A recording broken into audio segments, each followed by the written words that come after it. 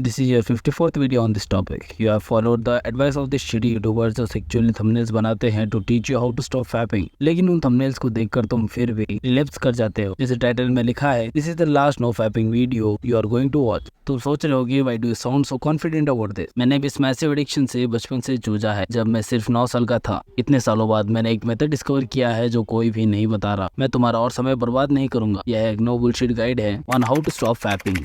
शुरू करने से पहले तुम्हें दिन गिनना बंद करना होगा। ये स्टेप 0 है before starting the actual step. भाई सीरियसली, हम सब जानते हैं कि दिन गिनना बुलशिट है और फिर भी स्ट्राइक बार बार टूटी है। मैं भी दिन गिनने में इतना फोकस करता था कि ये मेरा फुल टाइम जॉब बन गया। मैं इस प्रॉब्लम को सॉल्व करने के लिए ऑब्सेस हो गया था, लेकिन मुझे नहीं पता था कि ये प्रॉब्लम को सॉल्व करने के लिए तुम्हें पहले से सॉल्व करने की कोशिश छोड़नी होगी। Step 1, don't have time to fap.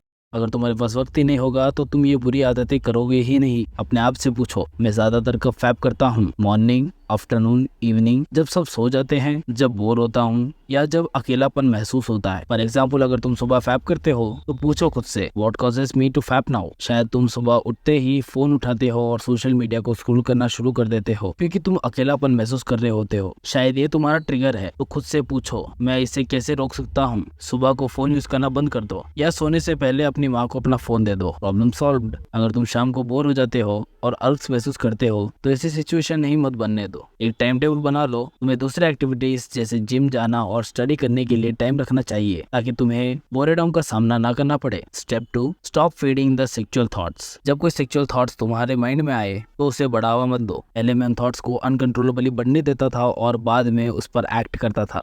लेकिन ये थॉट्स क्यों आते हैं? क्योंकि तुम्हारे ब्रेन को कुछ चाहिए होता है जो डोपामिन लेवल को ऊपर ले जाए। जब कुछ स्टिमुलेटिंग नहीं होता, तुम्हारा ब्रेन सेक्सुअल थॉट्स को विजुअलाइज करना शुरू कर देता है। जब ऐसे थॉट्स आए तो उनकी जगह पर कोई हैप्पी मेमोरीज को याद करो। Step 3, lower your gauge online and offline. जब तुम सड़क पर या यूट्यूब पर कुछ सेक्सुअल देखो तो ऐसे रिएक्ट करो जैसे तुमने कोई भूत देख लिया हो। तुरंत देखना बंद कर दो बिना कुछ सोचे। खुद को याद दिलाओ कि ये पाप है और भगवान सब कुछ देख रहा है। Step 4, learn from mistakes. Learning का मतलब ये है कि वही सिचुएशन हो लेकिन तुम डिफिकल्टी रिएक्ट करो। अपनी गलतियों से सीखो और तुम फैप करना बंद कर दो। अगर तुम जानते हो कि बोरेडम से फैपिंग होता है तो बोरेडम को एलिमिनेट करो। Step 5, improve your mental health. ये बहुत जरूरी है। अगर तुम अपनी मेंटल हेल्थ को इम्प्रूव नहीं करोगे तो तुम स्टक ही रहोगे। मैंने 14 days step by step program बनाया है to help with mental health. तुम इसे डिस्क्रिप्शन में देख सकते हो। Step 6, God is watching 24/7। हिंदुओं के लिए सबसे बड़ा मोटिवेटर है। तुम भगवान से छुप नहीं सकते। रोज प्रार्थना करना शुरू करो और तुम मुझे इसके लिए धन्यवाद दोगे। जैसे तुम अपने बॉडी और माइंड को ट्रेन करते हो वैसे ही अपने सोल को भी ट्रेन करो। और आज के बाद अगर किसी लड़की को देखकर अपने माइंड में सेक्सुअल थॉट्स लाए तो ये याद रखना कि वो लड़की भी किसी की बहन है या किसी की माँ है। Most importantly, she is also a human and not a toy that fulfil your earth. Don't forget to subscribe और वीडियो को लाइक करें। इससे मुझे बहुत मदद मिलेगी। Bye bye.